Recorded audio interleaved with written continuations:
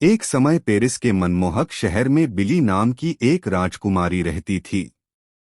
सामान्य राजकुमारियों के विपरीत बिली अपनी साहसिक भावना और रहस्यों को सुलझाने के अपने प्यार के लिए जानी जाती थी।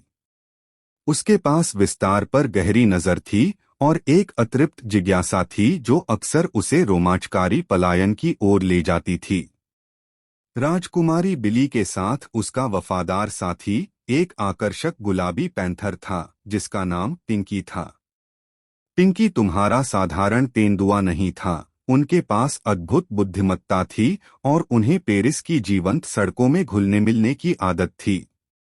एक धूप वाली सुबह जब राजकुमारी बिली और पिंकी शहर की हलचल भरी सड़कों पर टहल रही थीं, तो उन्हें एफिल टावर के पास एक अजीब सी हलचल दिखी।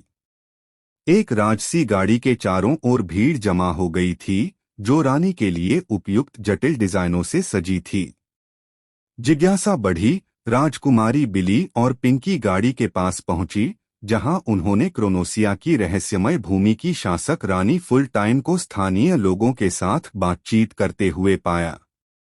क्वीन फुल टाइम अपनी बुद्धिमत्ता और समय में हेरफेर करने की अपनी क्षमता के लिए प्रसिद्ध थी।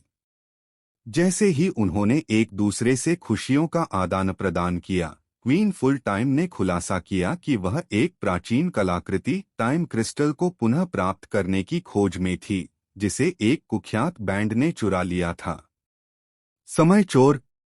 टाइम क्रिस्टल के बिना क्रोनोसिया में समय का संतुलन गड़बड़ा जाएगा जिससे राज्य अराजकता में डूब जाएगा।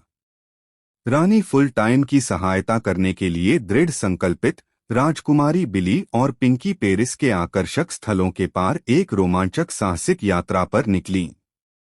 अपनी बुद्धि और सरलता के साथ उन्होंने गुप्त सुरागों को समझ लिया, छिपे हुए रहस्यों को उजागर किया और चालाक विरोधियों को परास्त कर दिया। मोंटमार्ट्रे की पथरीली सड़कों, लोवर के भूल भुलैया वाले गलियारों और चैंप्स एलिसीज के खूबसूरत बुलेवार्ड के माध्यम से राजकुमारी बिली और पिंकी ने मायावी का पीछा किया। समय चोर टाइम क्रिस्टल के ठिकाने के करीब पहुंच रहे थे। रोमांचक पलायन की एक श्रृंखला के बाद उन्होंने अंततः चोरों को वर्सेल्स के महल के भव्य हॉल में घेर लिया। एक साहसी प्रदर्शन में प्रिंसेस बिली और पिंकी ने चोरों को मात देने और टाइम क्रिस्टल को पुनः प्राप्त करने के लिए अपने संयुक्त कौशल का उपयोग किया।